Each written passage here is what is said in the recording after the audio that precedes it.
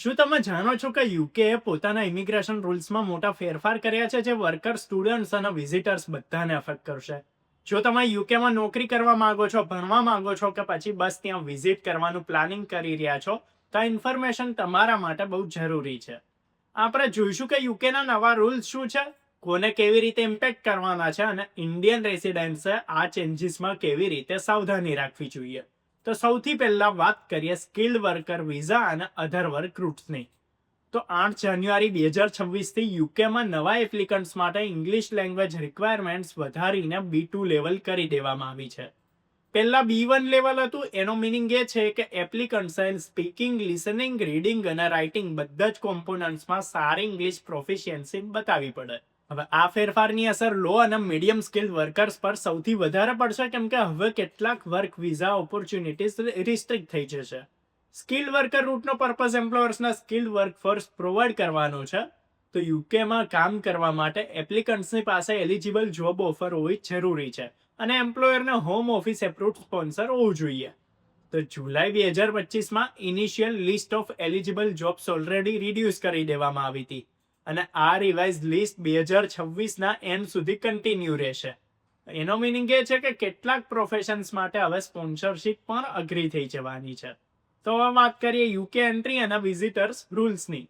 તો યુકે નક્કી કર્યું છે કે 85 કન્ટ્રીઝના વિઝિટર્સ, જેમાં યુએસ, કેનેડા અને ફ્રાન્સ સામેલ છે, એમને 25 ફેબ્રુઆરી 2026થી યુકે આવવા માટે ETA એટલે કે ઇલેક્ટ્રોનિક ટ્રાવેલ ઓથોરાઇઝેશન લેવું જરૂરી રહેશે.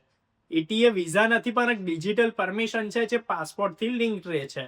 એનો ઉપયોગ શોર્ટ ટ્રીપ્સ અને 6 મંથ સુધીના એક્સટેન્ડેડ સ્ટેજ માટે બંને માટે કરવામાં આવી શકે છે.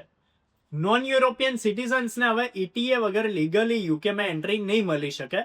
સેટલમેન્ટ એટલે કે ઇનડેફિનેટ લીવ ટુ રિમેનમાં પણ મોટા ફેરફારની તૈયારી છે.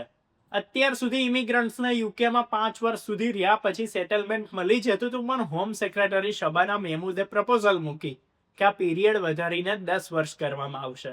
જોકે કન્સલ્ટેશન ઓપન છે અને ઇમ્પ્લિમેન્ટેશન એપ્રિલ 2026થી શરૂ થવાની શક્યતાઓ છે.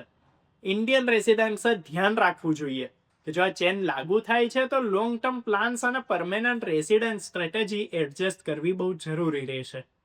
હવે વાત કરીએ સ્ટુડન્ટ્સ અને સ્ટડી કોસ્ટની. તો યુકેમાં ભણવા માટેના ખર્ચા પણ વધી ગયા છે. સ્ટુડન્ટ વિઝા માટે હવે એપ્લિકન્ટ્સે બતાવવું પડશે કે એમની પાસે સફિશિયન્ટ ફંડ્સ છે. લંડનમાં મિનિમમ 1483 પાઉન્ડ્સ પર મંથ અને લંડનની બહાર 1136 પાઉન્ડ્સ પર મંથ રાખવા જરૂરી છે. અને આ પૈસા કમસે કમ 28 કન્ઝિક્યુટિવ ડેઝ માટે હોવા જોઈએ અને એની એન્ડ ડેટ વિઝા એપ્લિકેશન ડેટથી 31 ડેઝની અંદર હોવી જોઈએ. અંડર ગ્રેજ્યુએટ ડિગ્રીઝ માટે 2025-26 એકેડેમિક યરમાં ફીસ 9250 પાઉન્ડથી 9535 પાઉન્ડ થઈ ગઈ છે, એટલે લગભગ 3.1%નો વધારો. એ સિવાય યુનિવર્સિટીઝના ઇન્ટરનેશનલ સ્ટુડન્ટ્સ પર જે ચાર્જ લગાવવામાં આવ્યો છે એનો વધારાનો ખર્ચો સ્ટુડન્ટ્સે બેર કરવો પડશે. એનો મિનિંગ એ છે કે ઇન્ડિયન સ્ટુડન્ટ્સ હવે પોતાના બજેટ અને ફંડિંગ પ્લાન્સ કેરફુલી મેનેજ કરવા પડશે. પ્રેક્ટિકલ ટિપ્સ ઇન્ડિયન રેસિડન્ટ્સ અને સ્ટુડન્ટ્સ માટે જો આપણે વાત કરીએ તો એ છે સ્કિલ્ડ વર્કર કે scale up visa applicants. B2 English certificate ready રાખવાનું. વિઝિટર્સ માટે ETA પહેલાથી એપ્લાય કરો અને ઇન્શ્યોર કરો કે ટ્રાવેલ ડોક્યુમેન્ટ્સ કમ્પ્લીટ હોય. જો યુકેમાં લોંગ ટર્મ સેટલમેન્ટ પ્લાન છે તો અપકમિંગ કન્સલ્ટેશન અને રૂલ્સ ચેન્જીસ પર ધ્યાન રાખો. સ્ટુડન્ટ્સ પોતાના ફંડ્સ પ્રૂફ, ટ્યુશન અને 28 ડેઝની રિક્વાયરમેન્ટ ઇન્શ્યોર કરે એટલે વિઝા એપ્લિકેશન સ્મૂથ રહી શકે. તો આ વિડીયો પસંદ આવે તો લાઈક કરો, શેર કરો અને આવી જ ઇન્ફોર્મેશન અપડેટ્સ વિડીયોઝ માટે ફોલો કરો, સબસ્ક્રાઇબ કરો અર્બન ગુજરાતી.